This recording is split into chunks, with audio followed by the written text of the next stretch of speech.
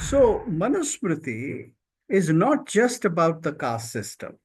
The present discourse, unfortunately, thinks that the ancient system was nothing but the caste hierarchy. This is the image which was given to us by the uh, Britishers, by our colonial rulers, and we have not as yet come out of it. And everybody says that today we live by the constitution which was declared in 1950. And there is almost an unstated meaning that there was no constitution in India before 1950. That everybody in India lived by some very confused and some very outdated idea for these thousands of years. And the constitution was given to us in modern times. Now, it is exactly this kind of thinking that I want to address to.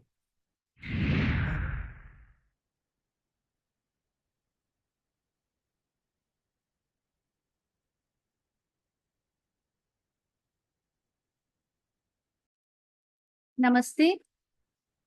Namaste, everyone, and a very warm welcome to the session. The title of today's talk is Manu Smriti, Contemporary Relevance.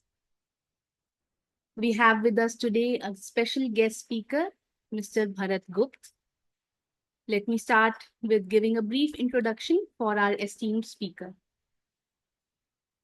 Mr. Bharat Gupt, a former professor in English at the University of Delhi, is an Indian classicist, theatre theorist, sitar and surbahar player, musicologist, cultural analyst, and newspaper columnist. He has received the Sangeet Natak Academy Award by the President of India for his contribution to musicology. In January 2025, he was honored with the Padma Shri, India's fourth highest civilian award by the Government of India.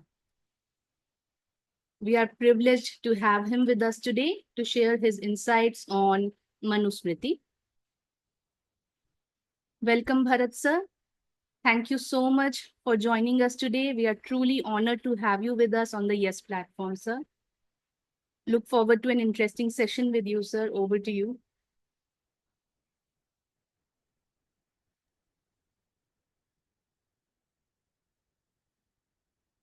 Shri Arvindaya Namaha. I am extremely happy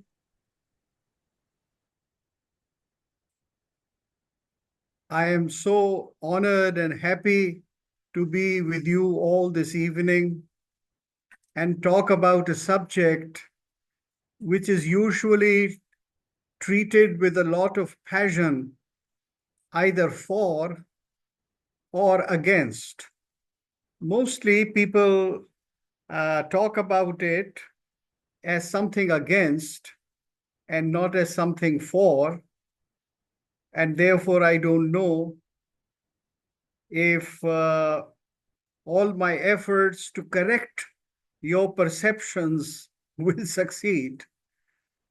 But over the years, I have found that this whole subject of Manusmriti is to be seen with great understanding and clarity. Now, we know that in our times, almost everybody, and particularly the politicians, are constantly swearing on the modern constitution of India. And everybody says that today we live by the constitution which was declared in 1950. And there is almost an unstated meaning that there was no constitution in India before 1950. That everybody in India lived by some very confused and some very outdated idea for these thousands of years. And the Constitution was given to us in modern times. Now, it is exactly this kind of thinking that I want to address to. And all our great thinkers, like Shri Aurobindo, when they talk about the Renaissance of India, which is based upon the greatness that India had once attained, then they are talking about not just the greatness in spirituality or the greatness in the field of arts, but above all, as Shri Aurobindo said, that the distinctive feature of Indian civilization is dharma. And dharma is defined in the text called smritis or the dharma shastras. And these dharma shastras were exactly what we call the constitution today. Now, this was like uh, approaching the subject. Regarding Manu Smriti, the very first thing that I wish to say is that we think not just of Manu Smriti as a whole, we just think of one single aspect of Manu Smriti, which is the Varna or the Varna Jati system, or which we in English we call the caste system. And we think absolutely nothing else in the context of either Manusmriti or other Smritis like the Yagyavalkya Smriti or the Deval Smriti or the Narad Smriti. There were dozens of Smritis in India, written over a period of several thousands of years. And before the Smritis, there was a collection of texts called the Griha Sutras, which are the earliest version of the moral principles by which a civilization should thrive. So, Manusmriti is not just about the caste system. The present discourse, unfortunately, thinks that the ancient system was nothing but the caste hierarchy. This is the image which was given to us by the uh, Britishers, by our colonial rulers, and we have not as yet come out of it. So, the first thing that I wish to tell you about Manusmriti is that this text is a book that consists of 12 chapters. You see, there are 12 full-fledged chapters in Manusmriti, and they talk about a huge variety of things. The first chapter is called Jagat Utpatti, how this creation came into existence. What is the nature of creation? What is this whole big universe? How it came into real manifestation. And the Jagat Utpatti defines that there was a very huge space which could be called the Anda or the Brahmanda. And all the three worlds, the uppermost world or the Swarga, and the terrestrial world called the Prithvi, and the Patal or the underworld, they were all part of this vast one Anda, the great egg or the great macrocosm. What is called the macro. Macro is, huge, big. Greek word for huge or big. And the other element, which was essential for creation, was dharma and adharma. Now, dharma here does not mean just certain rules, but dharma means the nature of things. Like the nature of water is to flow, not to have a shape, but to take the shape of something else on which it rests. The nature or the dharma of fire is to burn. So everything in creation has a certain dharma. And creation, as a matter of fact, is based upon what is called karma or action. Srishti, as a matter of fact, the whole creation is according to karma. Like a tiger is going to kill for food. That is the karma, the nature of the tiger. There is nothing good or bad about it. That is part of Srishti, that is part of creation. And because it behaves in a particular way, therefore, it is constantly associated with that particular karma throughout its life. Similarly, a cow is not going to eat anything else except grass or leaves. That is the karma of the cow. Now, your social status or your relationship with others in this whole big universe is according to your karma. Manusmriti defines that all relationships in this world are karmanusara. And it is according to that karmanusara division that a line is drawn or a particular classification is made, and that classification is called varna. Varna, also means color, but here color only defines something which can classify. So the four human varnas in human society, Brahma, Kshatriya, Vaishya, and Shudra, they are again according to the karma, karmanusar. Of course, the janma also comes into becomes a factor because human beings are born in a particular milieu, they are born to a particular family, they are born into a profession, and therefore the jata karma or the jati is according to the profession as well, but uh, the whole edifice rests upon the basis of karma. Now, this is the very first chapter of Manusmriti. I don't have the time to read out the shlokas to you. You can refer to them later on. But this is the first chapter. The second chapter is called Dharma Lakshana. What are the qualities of dharma?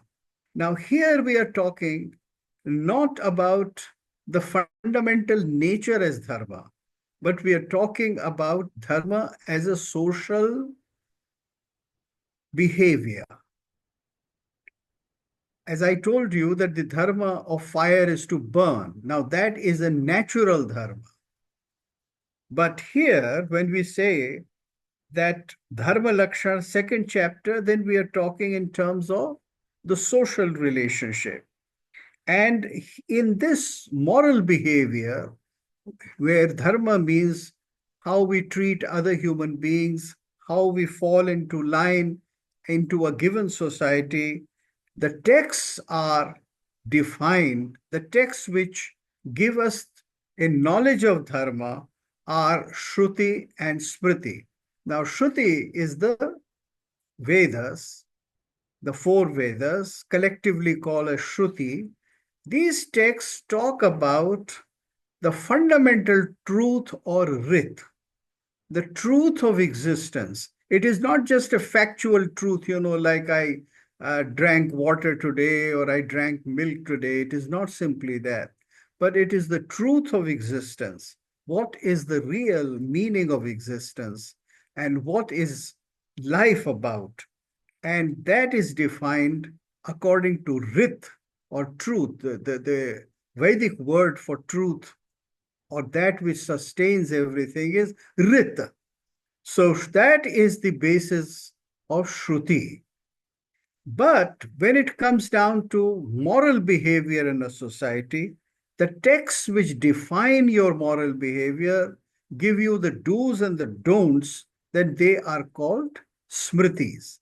Smriti here means a certain set of rules which have been written down, which have been passed on from ancient times to modern times, which describe the behavior of people.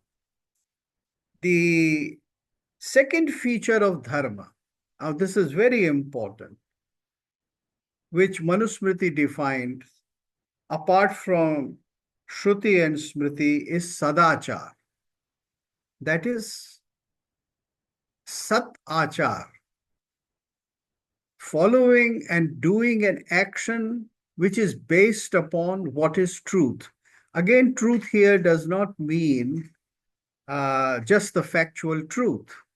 For instance, if you have to save a life, you may have to tell a lie sometime, or you may have to break a rule. You see, a sannyasi is not supposed to touch a woman, but if a woman is drowning, then it is the duty of a sannyasi to jump into waters and save her. So, this is sadachar. Sadachar is not just a simple set of rules to be followed blindly.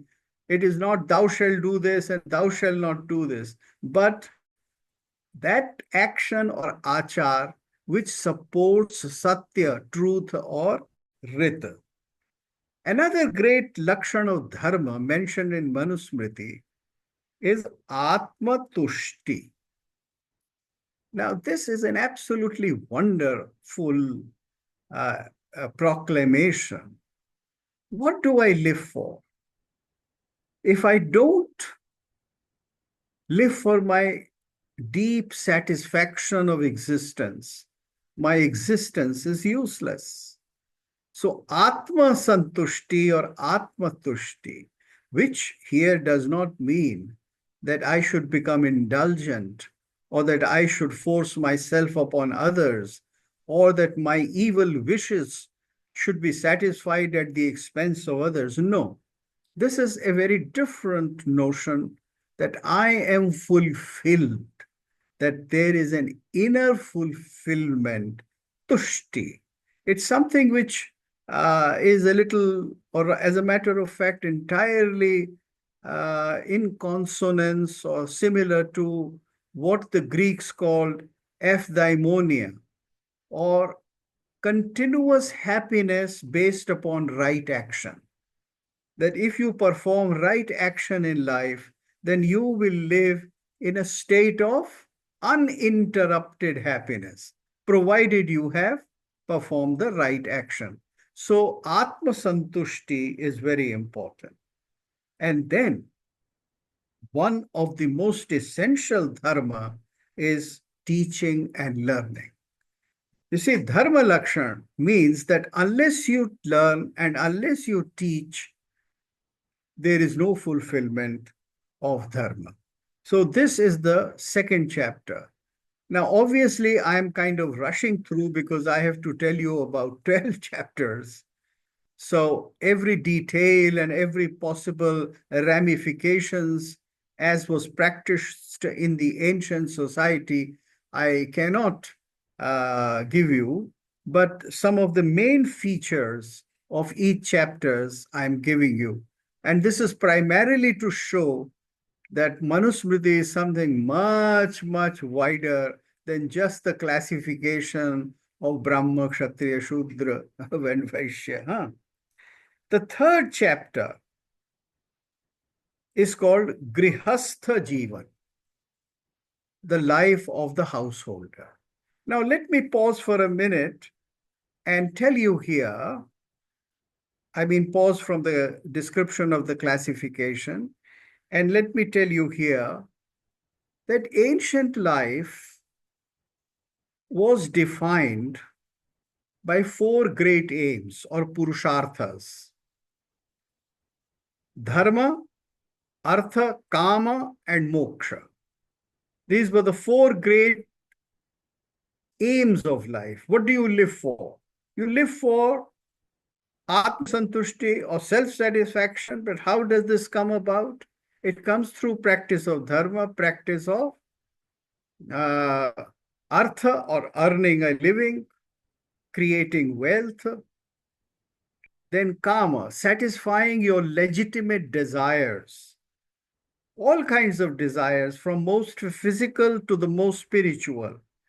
And when all these three are in a very harmonious relationship, there is what is called moksha, or there is the true freedom from suffering. That is the concept of ancient four Purusharthas. And just as there were four Purusharthas and four Varnas of Brahmana, Kshatriya, Vaishya, and Shudra, similarly, there were four ashramas. It was taken for granted that everybody's life, no matter rich or poor, high or low, it is governed by four biological stages. The first stage is the first quarter is the stage to learn, brahmacharya. You learn no matter where you are. It is not just going to college or going to a higher institute. Even if you are poor, then you learn from your family, you learn from your father, your mother. So that is brahmacharya, the first quarter. And the second is having marriage, having a household, creating a family, raising progeny, making them into dharmic children, good citizens. This is the second stage of life.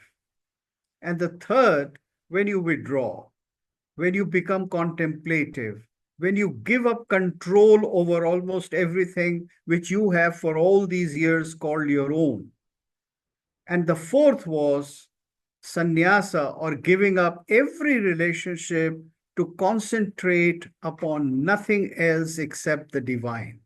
So, in the fourth stage, the only target or the only concentration should be on the divine. And of course, very few people are capable of coming to this fourth stage. But for the most of us, the first and the second are absolutely essential. And the third, which is a contemplative, is good if you can have it. So the four stages of life are something which have to be honored. In ancient society, it was taken for granted that if you are a householder, if you are a bread earner, if you are raising your family, then you are going to provide not just for your wife and children, you're going to provide for those who are seeking education. So you're going to support the education system of the country or of your region or of your city or town. You're going to contribute. You're going to contribute to all kinds of people who depend upon financial support. Not only the king was supposed to do it from out of the revenue, but every citizen was supposed to do it. So this was the duty of the grihastha. And the grihastha would also sustain the vanaprastha, the man who had retreated, the family which had retreated into the forest. And of course, the grihastha would sustain the sannyasi. Now, the ancient Indian society said that if you are the bread earner, if you are the money maker, then three other sections of society have to depend upon you and you have to bear that burden. Now, this is radically different from contemporary thinking, which is largely based upon European thought, that you pay for your education, that you pay for your retirement, that you pay for your last stages of life, through medical aid and insurance and whatnot. So it's radically different. Today, the whole society is imagined as a single individual who is going to collect things so that he can survive on his own. Hypothetically, that doesn't happen. But then that is the ideal. The ancient ideal was entirely different. Out of the four ashramas, the grihastha had to provide to everybody. So when we say very loudly, Atithi Devo Bhava, then this was not just a suggestion, this was a duty that whosoever comes to your door has to be entertained, irrespective of who the person is. This was the ancient idea. Now, this is the third chapter, the Grihastha Jivan, or the life of the householder, describes that you have to uh, enter into marriage.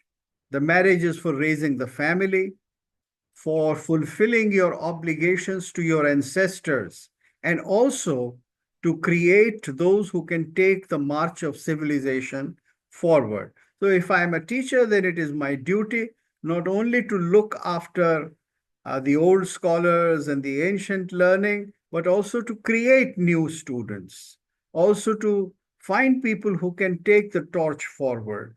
So, this was the ideal. Now, I'm not going to talk about the Varna ashram or the four Varnas and the Jatis, the Brahma, Kshatriya, Vaishya, and Shudra. I'm also only going to say that this is something which is dependent upon certain very fundamental occupations which are karmanusar. You see, the whole concept of Manu Smriti, as I told you, right from the first chapter, Jagatotpatti, where it is where the creation is described, it is said that everything is in creation is according to karma. If you look at the Purusha Sukta of Rig Veda, then what you find there is that creation comes into existence through yajna. Devatas come into existence through yajna. Then they perform the karma of yajna and they create various other things. So everything is based upon a cycle of karma and its effect. So the whole concept of grihasthashram and the four varnas is according to certain professions. Now, in ancient times, without any apology, the Indian society, it laid down that those who are involved in pursuit of learning are to be treated as the highest.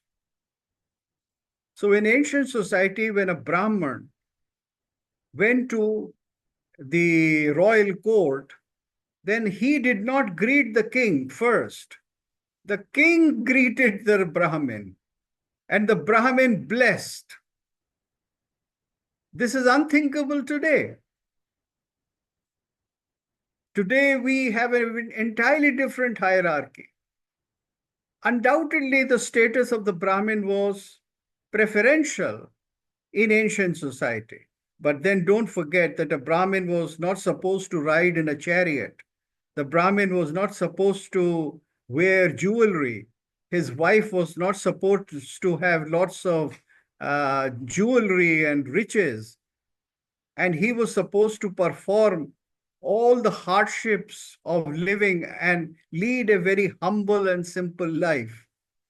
And in all Indian stories, when they talk of the Brahmin, they said, there was a poor Brahmin. Huh? The Brahmin is also portrayed in all stories. Poor there means that somebody who lived with austerity. So our modern discourse is Brahmanophobic. The whole concept since 19th century has been made by the colonial powers to describe the Brahmin as the great evil doer. And Indian society was considered to be a product of this great evil doer called the Brahmin. But the facts are different. Most Brahmins, of course, there were people who were vicious or there were people who were lazy, and they have been portrayed in ancient plays called prahasanas. So we have plenty of evidence. But the majority was so hardworking, then they produced hundreds and thousands or millions of great books. If you have lakhs and lakhs of manuscripts surviving in India today, then they were mostly written by Brahmins. Don't forget that. So it is good to understand what really ancient Indian society was like. This is about Brahmin, then Kshatriyas, you know that they were supposed to protect, and the Vaishyas were supposed to uh, do the business. They were the class who were taxed most.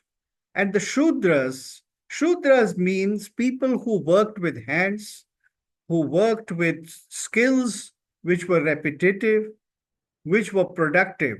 But Shudras were not half starving. They were not people who were all the time humiliated. On the contrary, they were people who were thriving. They were people who manufactured things. They were people who produced the vegetables and the goods and the corn and everything. And they were to be taxed hardly at all. The people who were to be taxed most of all were the Vaishyas or the business doers. This was the ancient system. The ancient system, the tax system, according to Manu Smriti and Artha Shastra and various other Dharma Shastras, the maximum tax prescribed was 15%, 1-5. Can you imagine? We are living today in a society where taxation in reality is above 70% because we have indirect taxation, and the poorest of the poor is taxed today. If somebody wants to buy a candy or want to buy salt, he or she has to pay indirect tax to the state. There was no such thing in pre-industrial societies.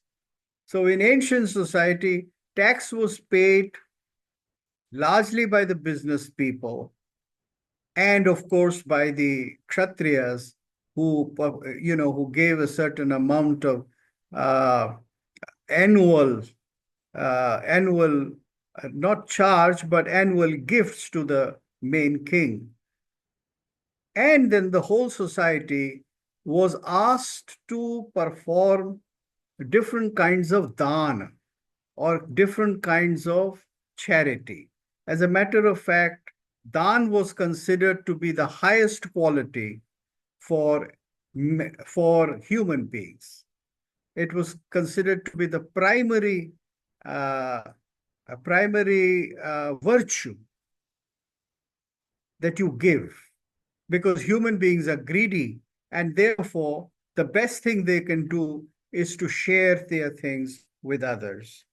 So this was the system in which the third chapter gives.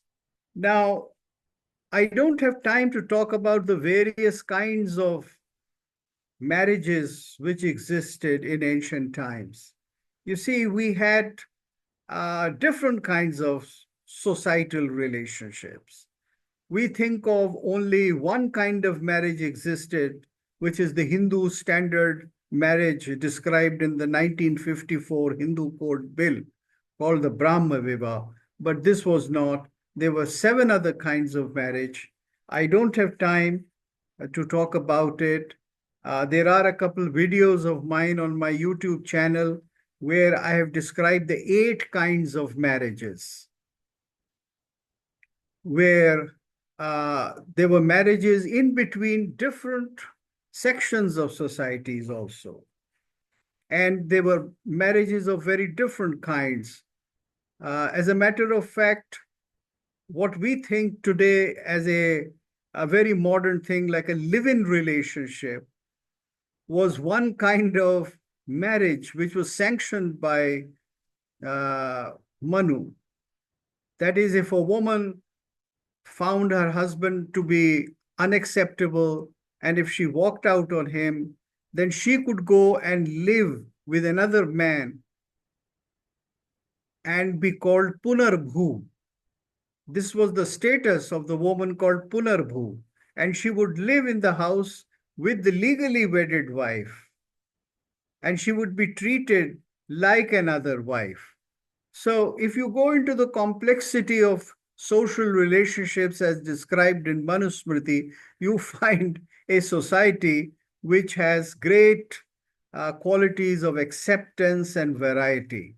I just gave one example.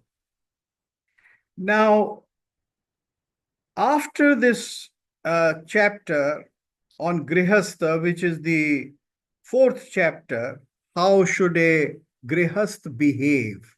What should be the normal behavior? And that includes all kinds of behaviors, how you behave to your neighbors, towards the king, towards foreigners, and various other aspects are given. The fifth chapter is called Shauch, purity. Now, most people think that purity means that Manusmriti talks about must be imposing untouchability. Now, there is nothing called a class of people as untouchable in Manusmriti. Achut, what was called achut or asprishya in, let us say, 500 years of our history, does not exist in Manusmriti. Yes, there were many things which were asprishya at different times. For instance, if I am dirty, if I have not taken my bath, if I have not done my proper rituals, then I am not supposed to enter a classroom, or I am not supposed to go into a workspace, and others are not supposed to come near me. And in that respect, I am asprishya. But an individual, because of his birth or her birth was asprishya, this kind of classification is not found in Manusmriti. Yes, there are certain categories of people who were asprishya. That is, people who lived outside the city and ate dogs. So they had a very different kind of a life. And nobody accepts such people today. Such people would be asprishya in any society. And in Corona, we saw that many things became asprishya, and our whole concept of what to touch and what not to touch underwent a radical transformation. Now, I am going to talk about something which is considered to be the purest of the pure things. It is very clear in Manusmriti that out of all kinds of shauch or purity, the purity of financial dealings is the highest. So if you make your money honestly, then you are purest of the pure. And if you don't make your money honestly, artha shaucha, it is called artha shaucha. So Manusmriti has a shloka which says that out of all the ways of becoming pure, the highest is to pursue an honest learning and make your money purely. So if you indulge in any kind of immoral money making, then that is the highest impurity. After that, we have a chapter on Vanaprastha, which I have described to you. And then Manusmriti talks about Rajadharma. It's a whole chapter on how kings should behave. Very quickly, I'm going to tell you that the very first chapter describes that a king should be a person who should live under great discipline. Yes, he should enjoy life, dance, music, women, etc., but he should be highly controlled. He should not be indulgent. He should not be a drunkard. He should have full control over his senses. And he should do all his duties. One of the most significant things that Manusmriti lays down is that in the morning, the first duty of the king is to consult some learned people. Every morning, he should consult some learned people and find out what is wrong in his kingdom. And if he finds reports that things are wrong, then he should take immediate steps and employ learned people to set that thing right. There are many other aspects which we'll find very uh, surprising. For instance, in ancient society in India, when a king conquered another kingdom and when he entered the city, he was supposed to give abhayadan to everybody except the ruling kshatriyas. He was not supposed to touch anything in the city except the wealth of the king and the treasury, royal treasury. He would only touch the royal treasury, but he would not take personal belongings of even the royal women. And in India, in war, it was prohibited to take slaves. You could not make slaves. You had to come to the city and tell everybody that I am giving you full freedom to live as you were living. So this was a radically different civilization, very different from the Greeks who took slaves, women, children, etc., Arabs. And you know that in India for almost 1500 years, millions of people were taken into slavery under Islamic rule. So in ancient Hindu civilization, the only way slaves were made when they sold themselves because of a financial uh, because of a financial problem. That is, if I if I am under a debt and I cannot give the debt back, then I make myself a slave up to a certain duration or certain times. And of course, there were people who could not pay back at all or could not be relieved, and so their children also became slaves. So this was the only kind of slavery of which we have a record in ancient India, but there is no other kind of slavery. So these are some of the things about Rajadharm taxation. I told you maximum taxation 15%. And most of the things which were of circulation and in society, like the cows particularly, the cow herds were taxed heavily, but the king was constantly distributing the cows among all kinds of people. So cows were really like modern currency. They were used by all sections of people. There is a full section on dispensation of justice. In ancient India, the word for litigation was vyavahar. And we have a very, very complicated system of litigation. As a matter of fact, the European and the British system has taken many things from the Indian system, just as it has taken from the Greek and the Roman law a lot of jurisprudence. Similarly, it has taken from the Indian system of Vyavahar. I'll mention only one salient feature of the legal system in ancient times. The rules of evidence were very strict, and giving false evidence was heavily punishable, either by social ostracization or by uh, punishment, fines, or sending people out of the town, and social pressure. So, giving false evidence was considered to be a mahapatak, or one of the greatest of sins. By giving false evidence, you would go right into the deepest of hell. And this was not just a poetic or a literary description, this was something really practiced. Then, of course, there is the another chapter, the eighth chapter, on how men and women should behave with each other. And this has all kinds of laws regarding different sections of society, how men of different sections would behave with other men and women. And there are many laws very clearly given in which a woman cannot be outraged, the modesty of a woman cannot be taken lightly, and there was severe punishment for rapes, etc. There is a chapter on Varna Sankar, which means marrying out of the Varna.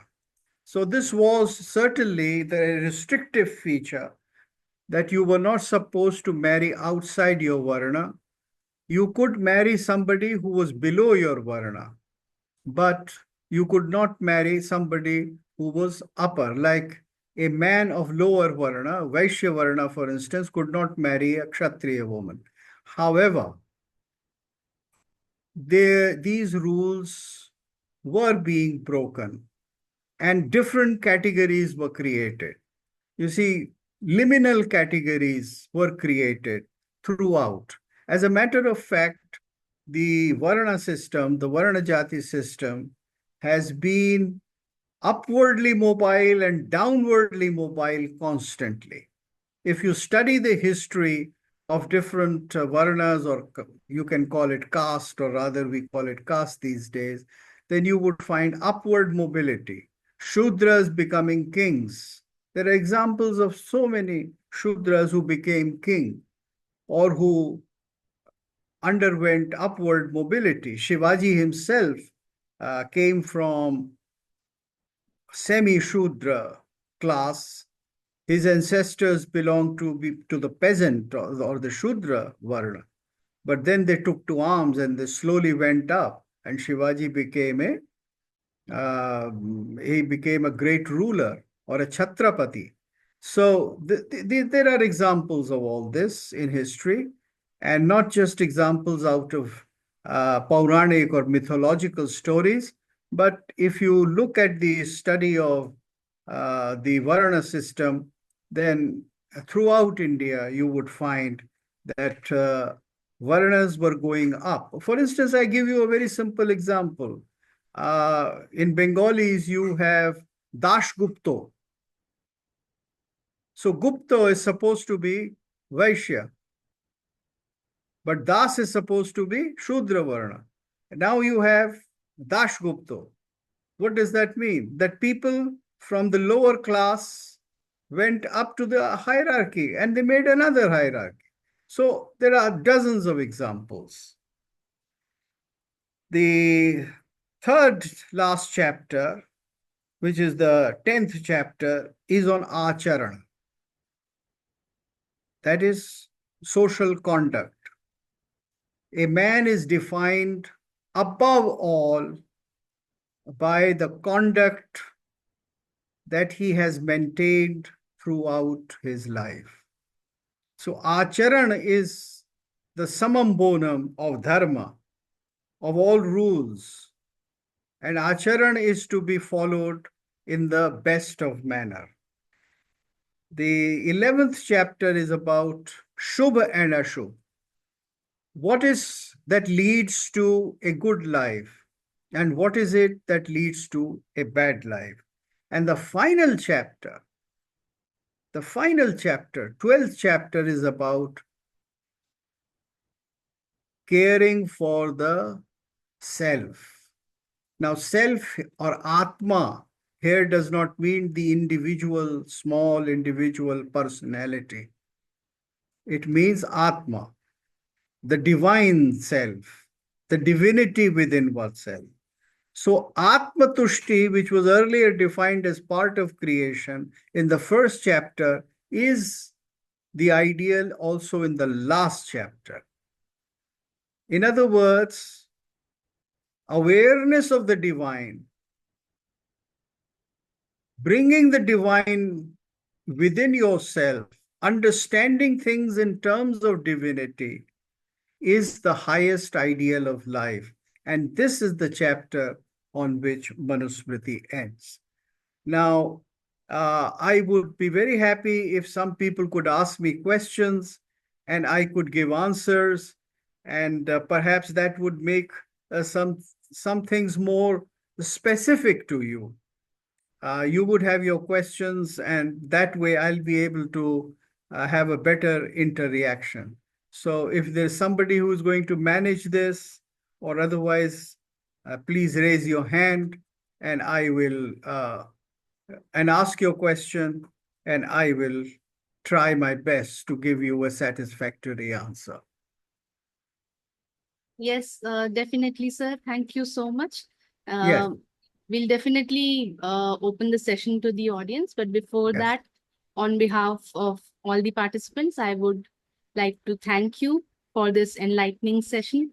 And we are truly grateful to you for sharing your scholarly perspective and for sharing your deep knowledge and wisdom with all of us. As sir suggested, participants, we are opening the session to all of you. You can ask or share something. Please um, raise the hand and unmute yourself and speak up, or you can even drop your messages in the chat box and I can read it out. Please go ahead. Yeah, I would prefer you just quickly ask a question. Let it be a short one, so that I can answer more questions. Sure, sir. Yeah. Yes, please. Yes, please.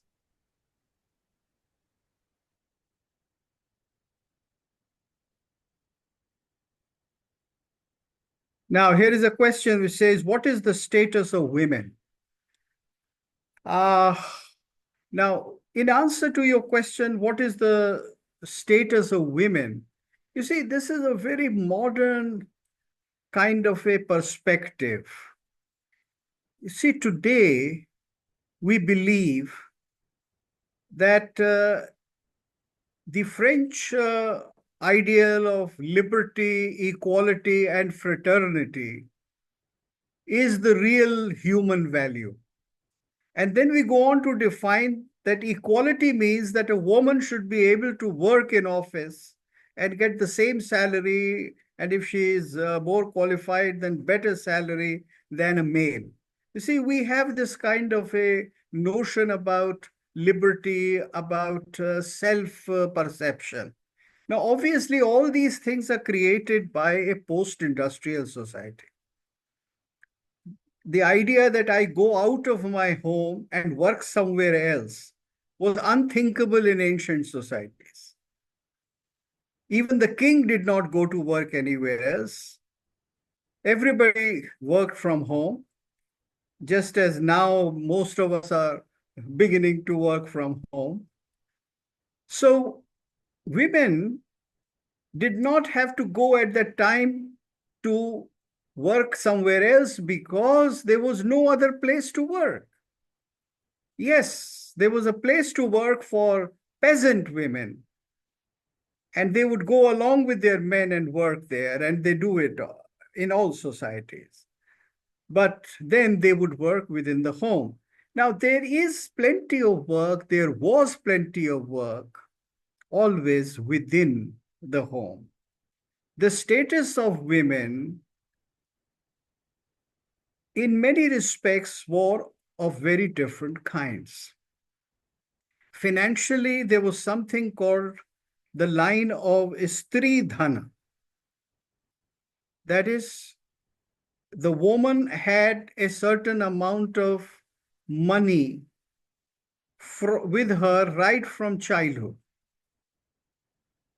Now, this was given to her at the time of marriage, and it stayed with her as Stridhan after marriage. According to law, her husband or father in law was not supposed to touch it, and it was given to a daughter or a daughter in law. So there was a whole parallel line of money which ran along with Stridhan. And this was in practice till just about 50 years ago in India. I have seen it, in my childhood. It was a common thing. So this was one degree of financial independence that women had. Now, you would agree with me that nobody in this world is financially independent, male or female or woman. It's all a matter of social relationship and how much money a person can have in the individual account. Also, try to understand that pre-modern societies were not individualistic. My notion of what I own was not defined according to my personality and according to my earnings. My earnings were earnings of the family. You see, the family was managed by common earning, common investment, and common expenditure. So it was a very different economic setup. It's now when we apply these very, very recent modern notions of financial independence, particularly of women, that we end up saying that, the Hindu women, they were all exploited, they were all uneducated.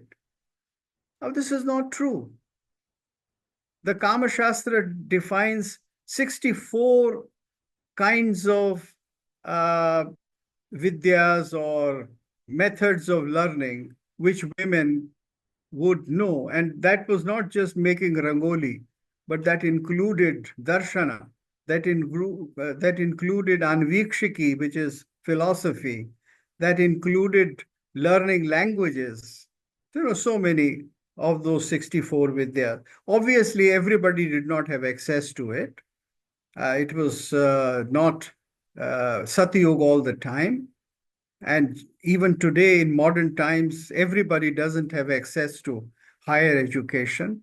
But the social scene was that they were highly accomplished women. And the average woman was not somebody who as is described in, let us say, last 30, 40 years of modern Indian writing, an oppressed creature, just a childbearing creature working at home. I mean, this was an entirely different society. You see, if women were not productive, then how could India be rich? If half the population was only slaves and if they worked like slaves, do you think we would have a prosperous society? Do you think we would have a society which created such immense art? India created the largest quantity of art, not just quality, but the largest quantity of art in the history of civilization. No culture created that kind of amount of art which we created. And men and women were both producing that art, not just men. So it's a very different society if we go to look for it. Yes, more questions, please. Yes, sir, we have received a few questions in the chat box. Yes, One please, is please let. why the untouchability got linked up with the caste system in India? No, you see, there was no link with untouchability, as I explained to you, that Manu or Narad or any of the Smriti does not define Shudras as untouchable. You see, the missionaries, when they started writing in 19th century, 18th century, 19th century about India, then they gave the impression that all Shudras were untouchable. Now, this is all nonsense. There was a set of people who were untouchable, who lived under certain very severe conditions. Then there was a set of people who were lifting the night soil. But then remember, this whole profession of lifting the night soil is only about 600 to 700 years old. Before that, a standard Indian home would have a backyard in which you relieved yourself and you covered your feces with the earth and it dried. There is no mention of profession of people in Manu who would come and lift your night soil. There are no ancient stories about it. I mean, we have stories defining hierarchy, like Karna was Sutputra, or son of a charioteer, and therefore he was lower than a proper high level Kshatriya, right? So we have that hierarchical distinction. But you don't hear in these ancient texts or even medieval texts, early medieval texts, the status of an, a person who would be lifting night soil. The very words don't exist. So this is a great change that took place because of urbanization of a particular kind that came in from 13th, 14th century onwards. The cities and the towns were made very differently earlier in ancient India. Yes, as I said, there were people like Chandalas who stayed outside the town who were untouchable. There is a special category of people, or people who uh, used to eat snakes, or who would cook dogs and eat shwapaka. So there were communities which were exceptional communities or highly marginalized communities, and they were untouchables. But it is not that one fourth or one fifth or one third of the population of ancient India was untouchable. You see, it's a matter of blowing up certain things out of proportion. So neither should we romanticize about what happened in ancient times. Now, neither should we create an excessively rosy picture of ancient society, nor should we think of it in the most blackened terms. Yes, more questions, please. Yes, sir. There's one question in regard to the charge often brought against Manu Smriti that Hmm. it discriminates against lower order Varnas and women in respect of the quantum of punishment for a similar offense. Is it Yes, true or there are certain categories, but there are certain reverse categories also. For instance, for certain offenses, a Brahmin is to be punished 3 to 4 times as compared to a Shudra.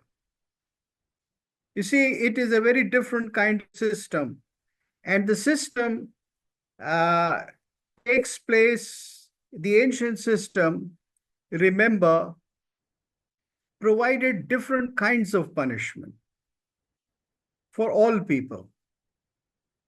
For instance, a Brahmin, if a Brahmin was accused of a Mahapatak, then that was almost a death verdict for that person. He would have to leave town. His whole family would have to leave town. He would be punished severely, not just him, but the whole community that he belonged to. So the kinds of punishments which were given were very different. And then there was one system which was followed all the time, which was called of prayashchit. That is, you could repent, like do, uh, for instance, 1 month of fasting for certain kinds of offenses. If you had cheated somebody, that you could do what is called the 1 month fasting. There was a certain ritual in which you had to eat foods. I forget the name of that particular. This was one kind of a prayashchit or a punishment which people would do. And that this was open to different people, but the lower castes were exempt from it, whereas the upper caste, they were enforced. So the category that a Shudra would be given a larger number of floggings than a Brahmin had also its reverse. There were different categories. I can read out someday. You can look at certain books which go on to define that. There was a very fine book written by Professor Arvind Sharma on Manu Smriti that gives a detail of this kind of punishments. Yes. You see, there was nothing called a uniformal punishment or uniformal grant of things. The kind of law that obtains today is very different. Today, I can cheat someone, I can go to jail, and the rest of the members of my family, they would remain unaffected. Now, this was impossible in ancient society. If I committed a crime, then my whole family would have to suffer. My daughters would not get married. My sons would not get married. Now think of those punishments also. And these punishments were very severely imposed on the so-called upper caste. Now, many kinds of charities were incumbent upon the Brahman, Kshatriya, and Vaishya, but not on Shudras. The Shudras did not have to perform so many kind of shraddhas. They were not supposed to provide so much charity. Of course, there were Shudras who did charity and attained a great recognition. And that was one way of climbing from the status of Shudra to the status of an upper Varna. It was something which was considered as virtuous. So it's not as if virtuous behavior was not rewarded in the case of Shudras. But the parameters were different. A Brahmin was not supposed to touch liquor. He was not supposed to visit women of pleasure or the courtesans. So you see, societal restrictions were very different. Yes, more questions, please. Is there an understanding in Manusmriti that the text could be subject to minor changes with change in social setups as time passed by? All right. Further, is there any reference to Manu's take on science slash philosophy and change in human consciousness with time, and therefore the possibility of change in interpretation of the text? All right. Very good question. Now, let me tell you something about all Indian texts. You see,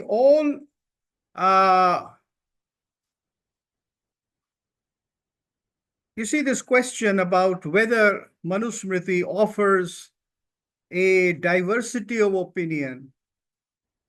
Does Manusmriti register a change in time?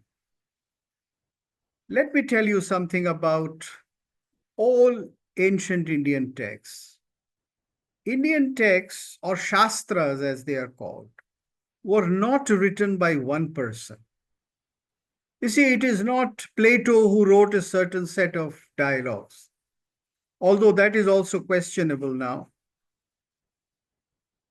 So when we say that Manu wrote Manusmriti, then there was no single Manu. These texts were written over a period of centuries. Manu is a line of teacher.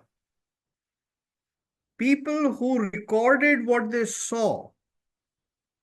They were not prescribing how you should lead your life. They were suggesting how you should lead your life because the majority of people live this way and considered this to be a dharmic way. So Dharma Shastras were not prescribing things, they were describing things.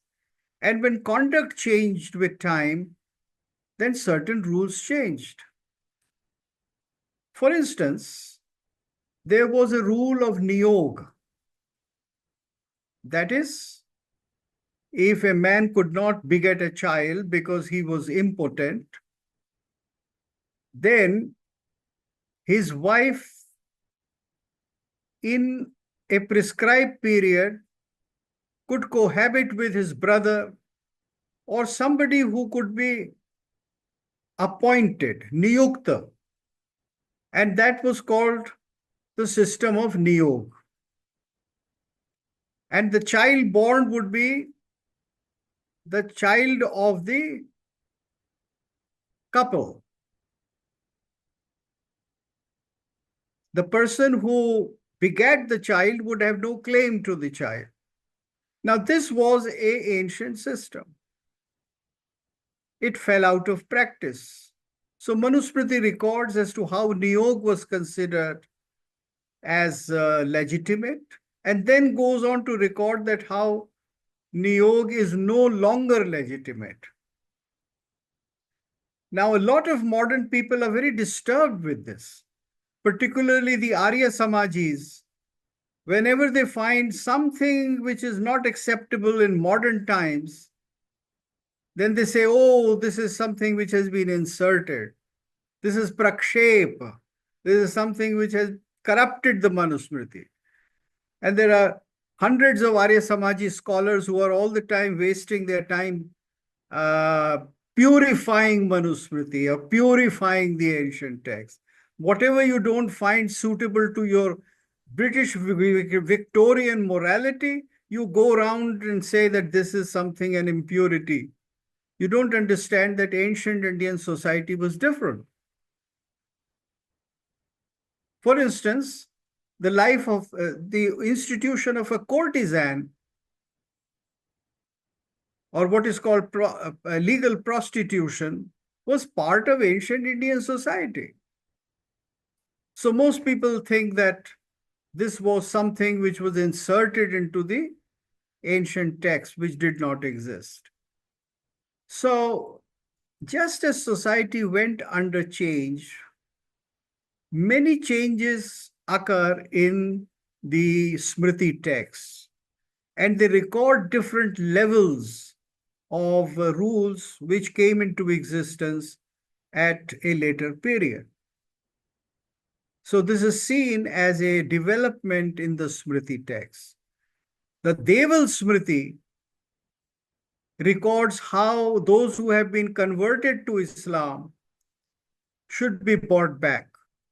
So this is how the Smriti reacted to the big problem in 7th and 8th century, after people had been forcibly converted to Islam, or if they had willingly accepted Islam, then how to bring them back. This is also part of Deval Smriti. So Smritis were texts which were prescribing new rules for different situations and different times.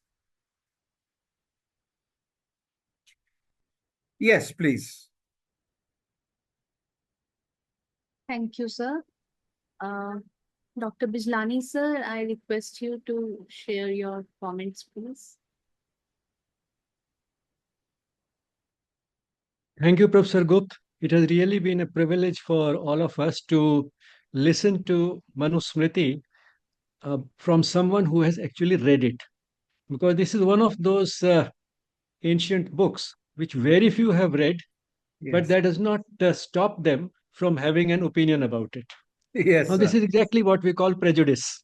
If you Right. have an opinion about something which you know nothing about, that is exactly what bias or prejudice is.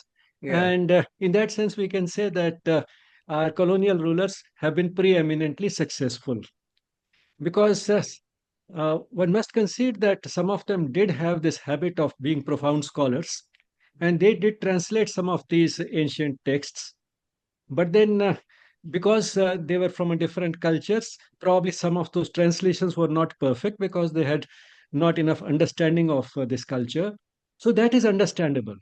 But then there was also some people who made use of these translations, the rulers who were not interested in scholarship, but in interested, their agenda was something different.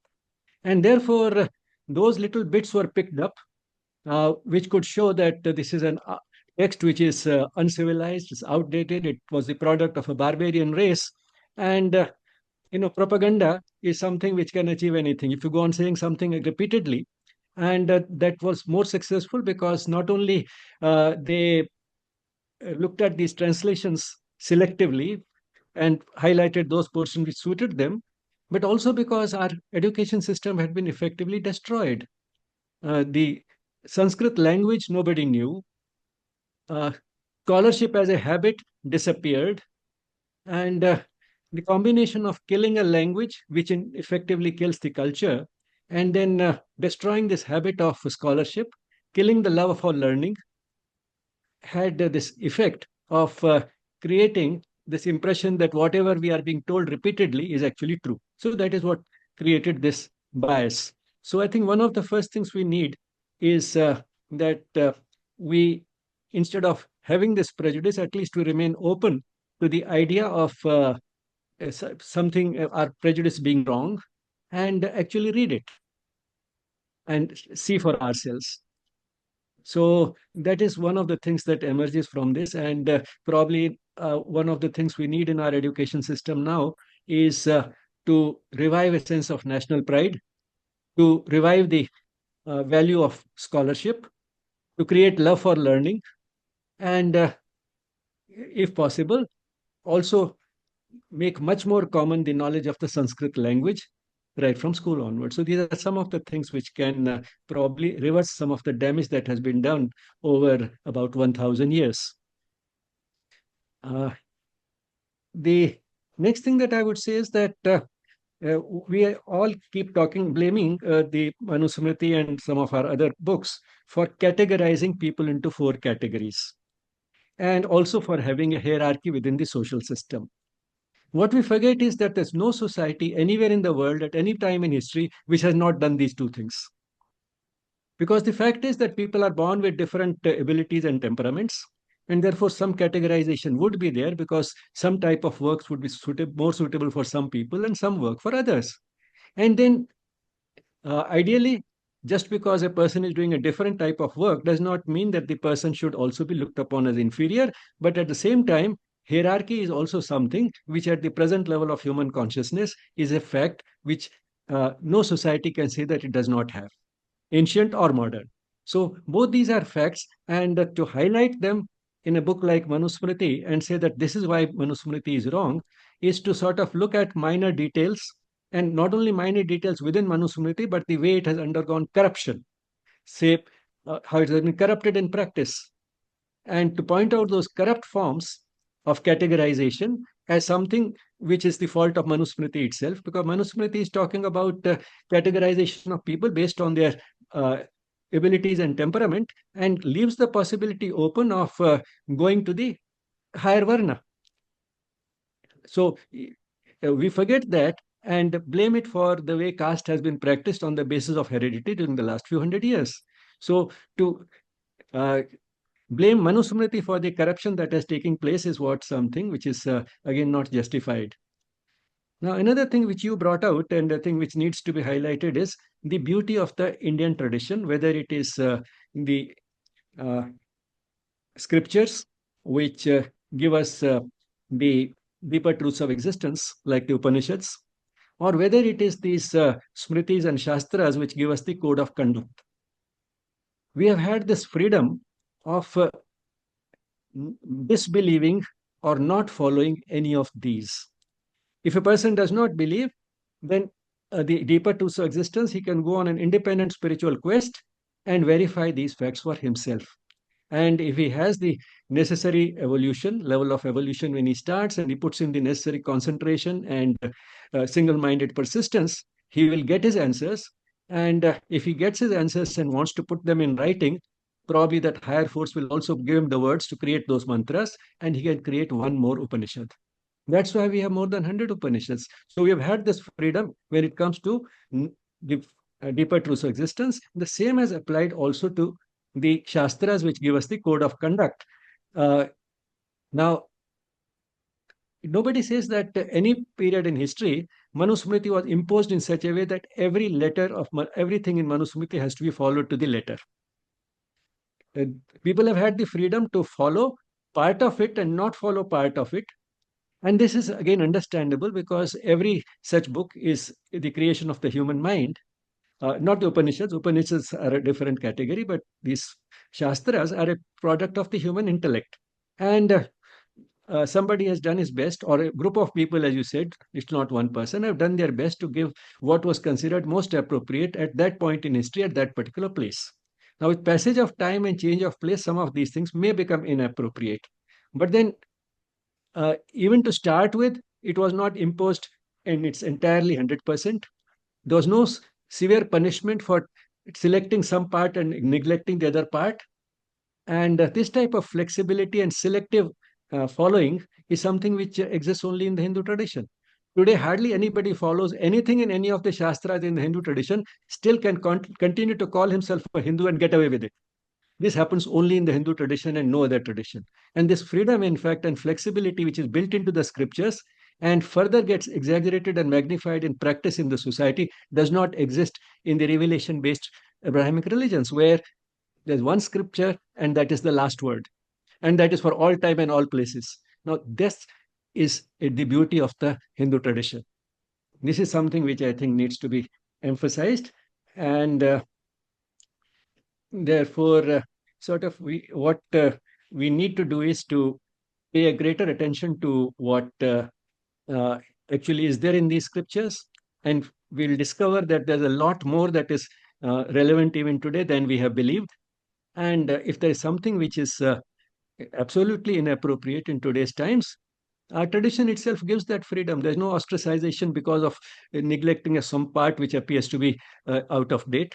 As Sri Aurobindo says, right at the beginning in the essays on the Gita, that every scripture has two parts: a part that is of perennial value, which will always be true, and a part which has only a temporal significance, which was probably appropriate only at the period when and the place where the scripture was composed. Now, the beauty of the Gita is that the perennial part is much, much greater than the temporal, and that is what is responsible for its universal appeal and its lasting value. In case of Shastras, the perennial part may be a little less. But that doesn't mean that we have to throw away the baby with the bathwater. There's a lot that is of value. And for example, when it comes to, say, the status of women, Manu Smriti talks about the worship of women and giving them a very high status. Now, taking care of a child, which biologically and instinct, by terms of instinct, comes much more naturally to a woman than to a man. She has been equipped to take care of the baby and to look upon it as something which is inferior because that prevents her from going and working outside in the same way as men and bringing money home is something which is, in fact, goes against the very way we are constituted. But then that doesn't mean that just because he's taking care of the baby, that is something inferior. That, in fact, is indispensable work because that is what keeps the world running, and the quality of the care that she gives to the child is what is responsible for the type of society that we will get. So that work is in no way inferior. So this feeling that out to work. And this is something which the West is realizing. Every society, when it matures, realizes this. Once I saw a study, in which what they tried to do was to see what was the response of the women who had given up or not given up work when they got their first child. And they found that the women who had not given up work because they thought taking care of the child was more important were in fact happy, satisfied, and had no regrets. Whereas the women who had given up work, they all were afflicted with a sense of guilt that probably they did not do the best for their baby. And what were the reasons why they did not give up work, continued to work after getting the baby? One might say it was the sense of uh, being economically independent or being equal to men. That was not the top reason. The top reason why they did not give up work was because they said we could not manage on one income, which means the main reason was economic, not all these high-fangled, high-flown, ideas about feminism and equality. That was not the top. They did it because they felt that they could not live on one income. Of course, one can argue, why not reduce your needs? It's because we live a lifestyle which is very capital intensive that you can't live on one income. That is a different thing. But the way they wanted to live, they felt that we cannot live on one income. That was the top reason why they did not give up work. And they always kept repenting that they did not do the best for their baby. So these are something, I think, which are some of the things which the West is realizing. And it's high time that we do not fall into that same trap which they fell into, and then took them 50 to 100 years to once again get a more balanced view of things. We have a rich tradition which already gave us a balanced view thousands of years ago. And the reason it has survived in spite of all attacks and onslaughts is exactly this: you cannot keep a good thing down. It is because of the power of truth that these scriptures have, that in spite of all the onslaughts, in spite of all the attempts to burn our libraries, and all that, enough has survived, and enough is being looked at by the entire world again and again repeatedly, when they are either looking for truths of deepest truths of existence, or whether they are looking for the problems of human existence, all the sorrow and suffering in the world. When they are looking for solutions to that, repeatedly have been turning to ancient Indian wisdom. And in fact, the last 100 years also have been that phase when, in fact, they have been looking at it with great hunger, with great curiosity, and are lapping up all the ancient wisdom that India has provided, both to give us the deepest truths of existence, and based on that, the purpose of life and the way we can deal with human misery and suffering.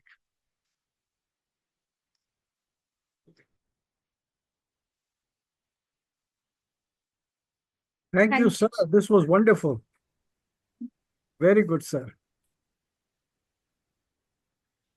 Thank you, sir. So, before closing today's session, I would like to quickly inform that the recording of today's special session will be available on our YouTube channel, Yes Spirituality. This is how it is spelled, please note. And you can visit the channel for extensive content on yoga, education, spirituality, and related subjects like psychology and wellness. Bharat sir, thank you so much for sparing your valuable time for all of us. Thank you so, so much. And participants, we thank you as well for being with us today. We'll close today's session now with a moment of peaceful silence. Namaste. My thanks to everybody, please. My thanks. Thank you. Yes.